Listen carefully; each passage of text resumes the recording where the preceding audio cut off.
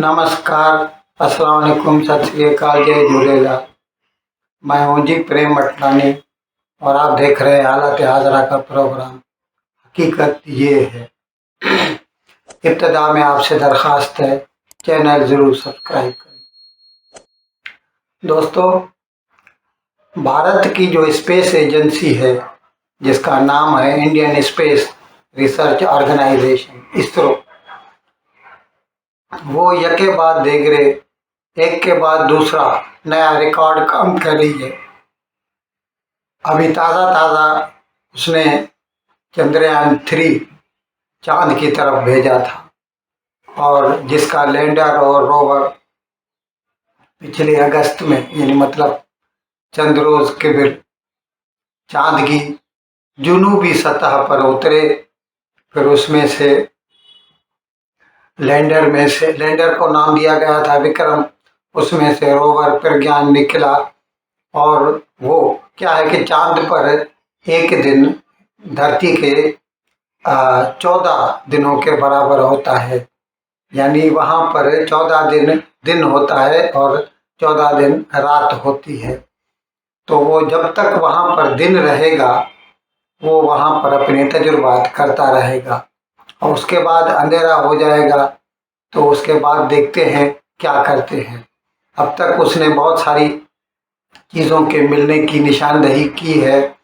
अच्छा, अभी हम आज इसलिए ये हम आपको बता रहे हैं कि पहले ही भारत ने इस बात की तैयारी कर रखी थी कि चंद्रयान-3 के बाद ये आदित्य L1 सूरज की तरफ, सन की तरफ भेजा जाएगा। आज सुबह ये जो है आदित्य L1, ये PSLV रॉकेट के जरिए सूरज की तरफ कामयाबी से 11:50 को, तकरीबन दोपहर को भेज दिया गया। अब सूरज तो धरती से बहुत दूर है। सूरज धरती से 15 करोड़ किलोमीटर दूर है और ये जो आदित्य L1 है PSLV, ये सिर्फ 15 लाख किलोमीटर का सफर तय करेगा और उसके बाद वो एक पॉइंट आती है जिसको ये नाम देते हैं लैंगरेंज पॉइंट। लैंगरेंज पॉइंट, वहां पर क्या होता है कि सूरज और धरती दोनों का जो ग्रेविटेशनल फोर्स है एक दूसरे को नलीफाई करता है। तो फिर वहां पर जो है ये जो हमारा आदित्य L1 है, ये बेसिकली एक किस्म की ऑब्जर्वेटरी है या आप इसको स्पेस स्टेशन समझ सकते हैं। ये सूरज के चारों तरफ घूमना शुरू कर देगा, तवाफ लगाएगा, परिक्रमा देगा और फिर वो सूरज के फोटो लेगा और सूरज के बारे में हमें डेटा फराहम करेगा। अब इसको हमने आपको बताया कि वहां तक पहुंचने में 4 महीने लग जाएंगे। ये आज निकल चुका है, लेकिन कितना कामयाब जाता है इसको समझने के लिए हमें 4 महीने का इंतजार करना पड़ेगा। जब ये वहां पर पहुंचेगा और सूरज के चारों तरफ घूमना शुरू करेगा, तब कहीं जाके हमें पता लगेगा कि ये मिशन हमारा कहाँ तक कामयाब गया। जिस तरह चांद का जो मिशन था उसमें भी निकलने में तो तकलीफ नहीं होती, वो जब भी सॉफ्ट लैंडिंग करना था, उसका जो लैंडर है विक्रम, उसमें प्रॉब्लम था जो कि रूस भी नहीं कर सका अभी। अच्छा, अब जहाँ तक ये सूरज की तरफ मिशन भेजने का ताल्लुक है, तो अब तक सिर्फ 3 एजेंसियां कामयाब हो चुकी हैं इसमें। एक तो नासा है, दूसरी ESA है, यूरोपियन स्पेस एजेंसी, और तीसरी चीन की है। और पिछली मर्तबा तो अमेरिका की नासा और यूरोप के ESA दोनों ने मिलकर एक भेजा था, तकरीबन 20 साल कबल की बात है। और फिर उन्होंने उस वक़्त तो जो वो मिशन भेजा था, उसकी जो उम्र बताई थी वो 3 साल बताई थी, लेकिन शुक्र है 20 साल हो गए, अभी तक वो सूरज के गिर्द तवाफ कर रहा है और हमें अपनी डेटा भेज रहा है।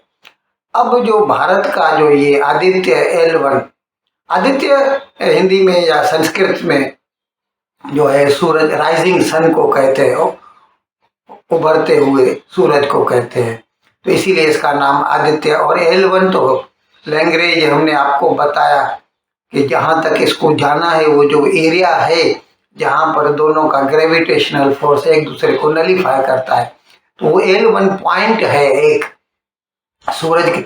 अभी सूरज तो 15 करोड़ किलोमीटर दूर है, हम तो सिर्फ 15 लाख किलोमीटर सफर करेंगे, जिसमें भी हमको 4 महीने लग जाएंगे।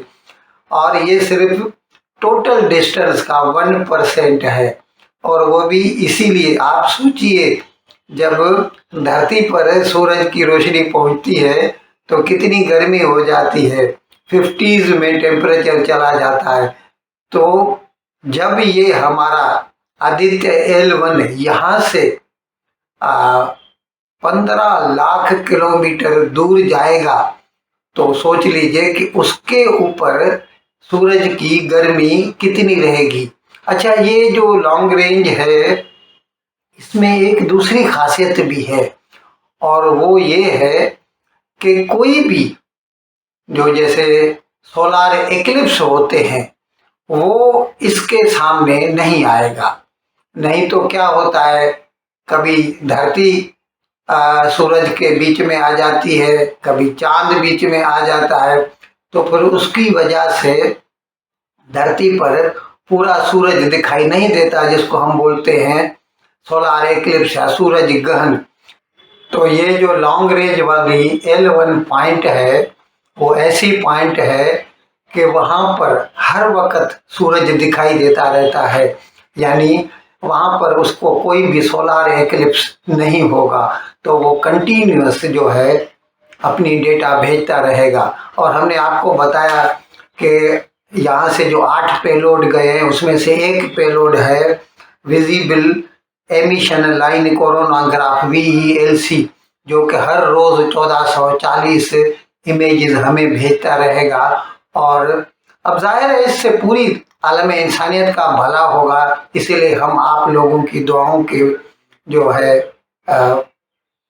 तमन्ना करते हैं, सब लोग, हिंदुस्तानी, पाकिस्तानी, पूरी दुनिया के लोग, क्योंकि ये कामयाब जाएगा तो पूरे आलम इंसानियत के लिए भलाई का मैसेज लाएगा। इन अल्फाज के साथ मैं आज का प्रोग्राम ख़त्म करने की आपसे इजाज़त चाहता हूँ, लेकिन विदाई लेने से पहले एक मरतबा फिर आपसे मेरी दरख्वास्त है कि जिस किसी साहब या साहिबा ने अब तक हमारे इस चैनल को सब्सक्राइब नहीं किया, अज़राए करम इसको जल्द से जल्द सब्सक्राइब करें, प्रोग्राम को लाइक करें, शेयर करें और घंटी का बटन दबाना न भूलें। बहुत बहुत शुक्रिया। खुदा हाफिज़।